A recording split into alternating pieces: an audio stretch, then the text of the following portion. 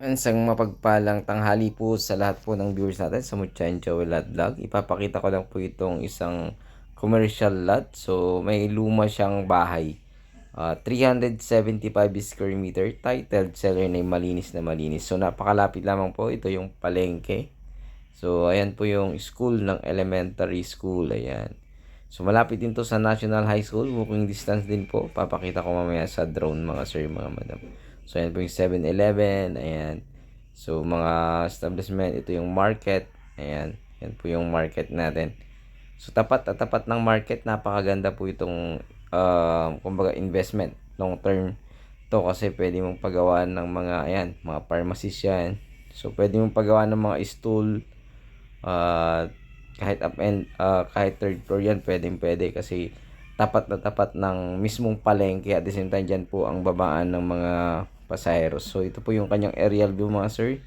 Ayan, kung makikita nyo, ayan po yung property. Ayan, so kita nyo dito yung part dyan sa left right side ay yung elementary school. Then sa ayan po yung property, then elementary school yung katabi niya.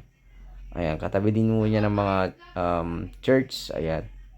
So, ito po, sa likod doon, ay, yun po yung National High School. Then, may mga buildings po dyan, mga bilihan ng mga gamit. Ayan.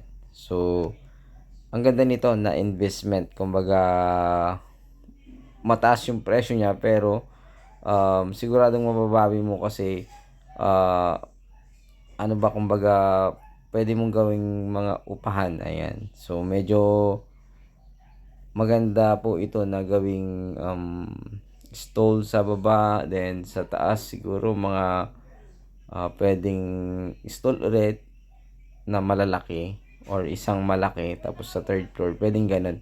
So depende po sa gusto niyo po. Sa mga negosyante, alam na po yung gagawin dito kasi yan katapat mismo ng katabi mismo ng school, walking distance lahat.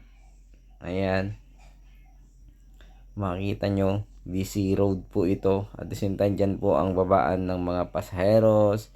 Dyan din po, maraming, dyan sa may pharmacy, maraming nagpapa-check up dyan. Kaya, ayun, napakaganda po ng location ng property na yan, mga sir, mga madam. At the same time, nakatapat, ayan po ang aming palengke. Ayan, so yung gym po, nasa likod, yung bagong gym po ng munisipyo, yung munisipyo namin, ayan lang, katabi din po ng palengke. Ayan. So, ayun, ulitin ko, bayan po ito ng Balungaw, Pangasinan. Napakaganda pong property nito. Pwede po itong investment. Mataas yung presyo niya, 15 million. So, last price na daw sabi ng seller natin. Pero, syempre, kung siguro makakausap po nyo ng personal, ewan ko lang kung magbabawas pa po siya. Pero nakita ko po kasi dun sa um, presyo niya is 15 million talaga yung nilagay ay, or minessage sa kanya ng kanyang tatay at uncle. So, pangalan ng magkapatid ito. Kaya wala pong maging problem. Buhay naman po sila. So, ayan. So, may lumang bahay po talaga. Pwede po yung kumbaga mabebenta pa yung mga ibang parts niya kasi antigo na yung bahay na yan, mga sir, mga madam. So bali dalawang bahay na lang yung lumang bahay dito sa aming sa bayan ng Balungaw yan, at saka yung sa tapat ng munisipyo. Ayun. So muli, bayan ng Balungaw, 375 square meter, titled seller name. May nangungupahan po ngayon, pero yung sa harap lang, kasi yung harap lang yung pwedeng upahan kasi nga parang bahay pa rin po siya. Ginawan lang ng pwesto.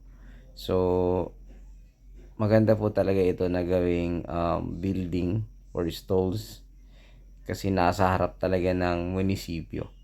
So, sa mga may mga budget na malalaki, maganda po ito, mga sir, mga madam. Ayan.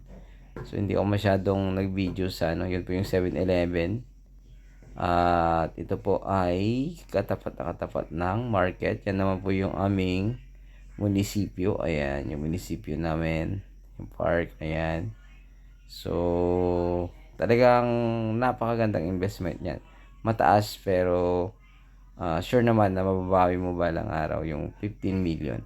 So, ayun, sa mga may malalaking pera lang talaga, sa mga big time investor, ayan, pwede po ito sa inyo.